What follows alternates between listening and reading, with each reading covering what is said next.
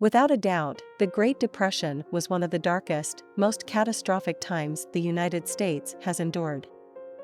The decade-long depression officially began on October 29, 1929, when the stock market crashed, causing the gross domestic product to drop a whopping 15% worldwide.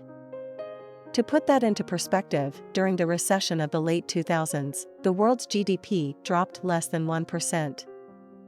It would take World War II and the reform efforts of a new president, Franklin Delano Roosevelt, to pull the world out of a devastating economic hole left by a financial market in crisis, one which remains the largest worldwide financial crisis to date. 83 years ago today, Roosevelt entered the Oval Office as President of the United States. In the first 100 days of FDR's presidency, Congress passed 15 major pieces of legislation to help implement New Deal programs that would stimulate employment and thus the economy.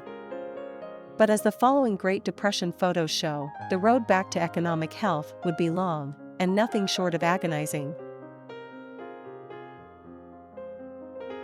After the 1930 failure of New York's Bank of United States, depositors gather to protest many of the institution's activities.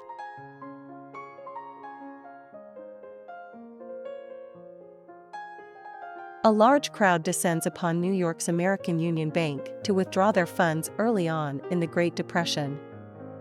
The bank would be one of nearly half of the nation's banks that would go out of business during these economically challenged years. With new construction virtually halted and crop prices falling by 60%, the effects of the Depression were widespread and debilitating.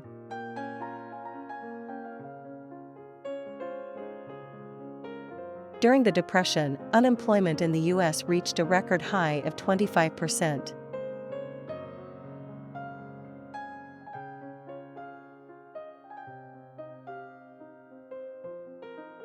In 1931, dozens of unemployed men lined up in front of a Chicago soup kitchen, which happened to be opened by notorious gangster Al Capone.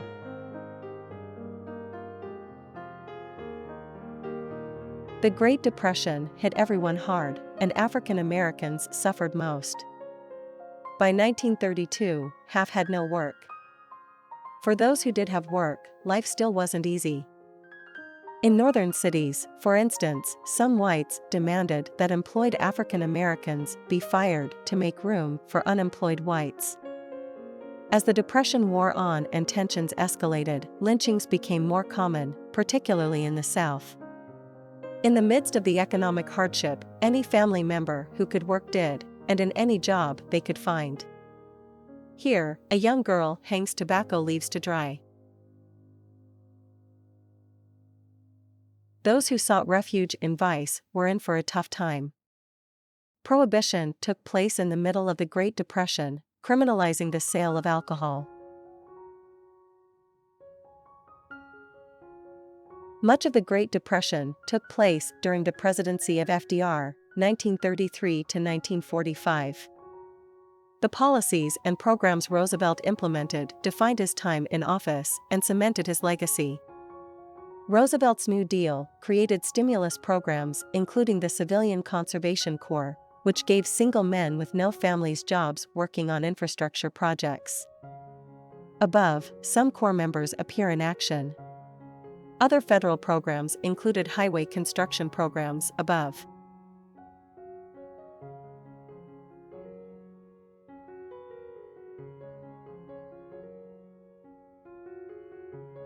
Men laying pipe at a county poor farm, where desolate families were given shelter. Able-bodied adults were expected to work the farms in return for their room and board. The Dust Bowl, which describes a series of massive dust storms that wiped out much of the agriculture of the U.S. and Canadian plains during the 1930s, aggravated the effects of the stock market crash. The storm's heavy winds pummeled the West, leaving economies and agriculture in utter ruin, as shown by this buried car and wagons in Dallas, South Dakota, in 1936. Two young boys sit on the porch of an Arkansas rehabilitation clinic in 1935.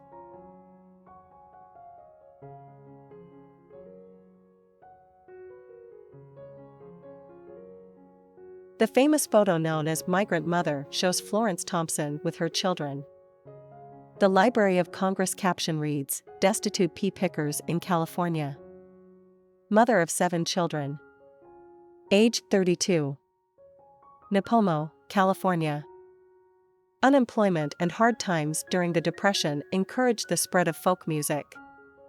Case in point, Woody Guthrie, one of the best-known folk musicians ever, was a Dust Bowl refugee. Public health nurses from the Child Welfare Service visit a shanty home for a checkup.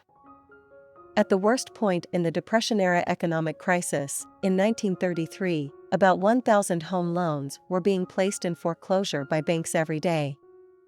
A destitute family in Elm Grove, Oklahoma, during tumultuous times.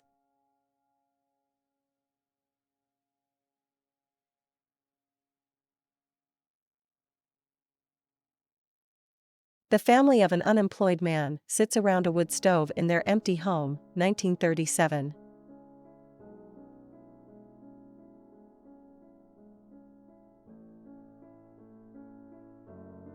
An immigrant family outside of a rural rehabilitation camp in California, March 15, 1935. As with today, perceived outsiders were blamed for the economic downturn.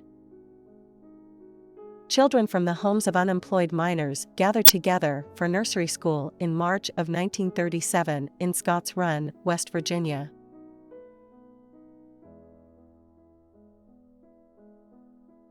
Miners of different races worked together when work was available, and their children played together in a country still practicing segregation.